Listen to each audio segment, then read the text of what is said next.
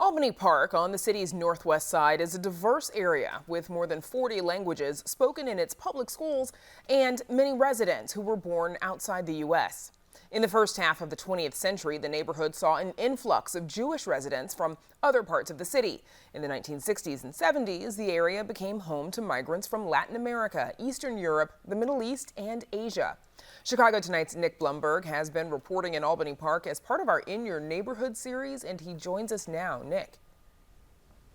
Brandis, we're here at Christ Lutheran Church on Wilson Avenue. Our thanks to them for giving us shelter when the skies threatened rain. And yes, as you said, this is an incredibly diverse community. These days, the area's population is about half Latino. There's also a significant Asian American population as well. And some folks have been sounding the alarm about a rise in anti-Asian rhetoric and violence. And we also heard from businesses. Some of them are concerned about the threat of COVID-19, and there's also the threat that COVID-19 poses to residents' health.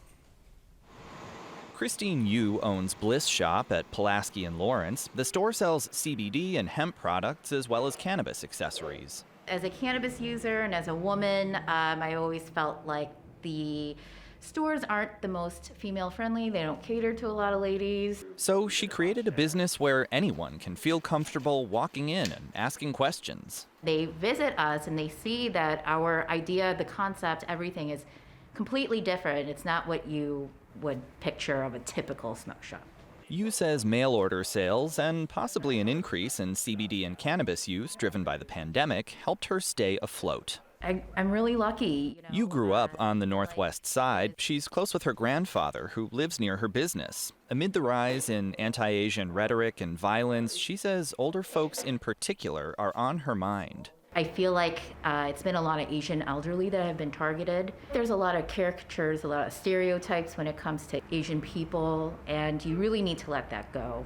We're humans just like anybody else. BREE YOO-SUN McLUEN is with the Hanul Family Alliance, which serves seniors in Albany Park and around the Chicago area. It's been at work for more than 30 years. In nutrition, and meal delivery, ESL, immigration, and home care, but also just the mental health and just that awareness as well. With the pandemic and seeing that reported 150% rise in anti-Asian hate crimes, I do think it's a moment for us to just take pause and just have that alliance together.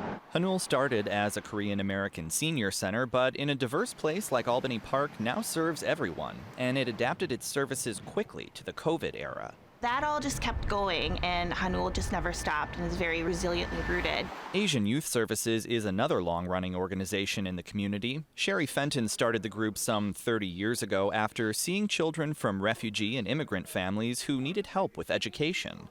Adapting her after-school program in a small indoor space isn't feasible, so much of FENTON's work now is providing free food to anyone. There's lots of people, not just the families we deal with, but a lot of people in the neighborhood are hungry, and so we'll give food to anyone who wants it. While the after-school programs are on hold, they have done some online tutoring, and the group's scholarship program to send students to private schools is alive and well. Kids getting a good education is really empowering. We're talking about kids whose parents didn't get to go to school for a very long time, and their kids are graduating from college. Fenton says she's hopeful the end of the pandemic is in sight, so she can have her space once again bustling with kids. The pretty sprinkle one in the middle. Okay.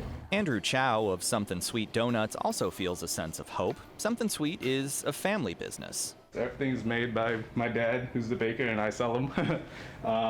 We're known for our red velvet donut. My personal favorite ones are the blueberry, old-fashioned, but anything you pick can't go wrong. They first opened in 2012 and moved to Albany Park in 2019. When the pandemic hit the following year, it was definitely scary at first, but we would have people come in just to see how we were doing, or tip way too much.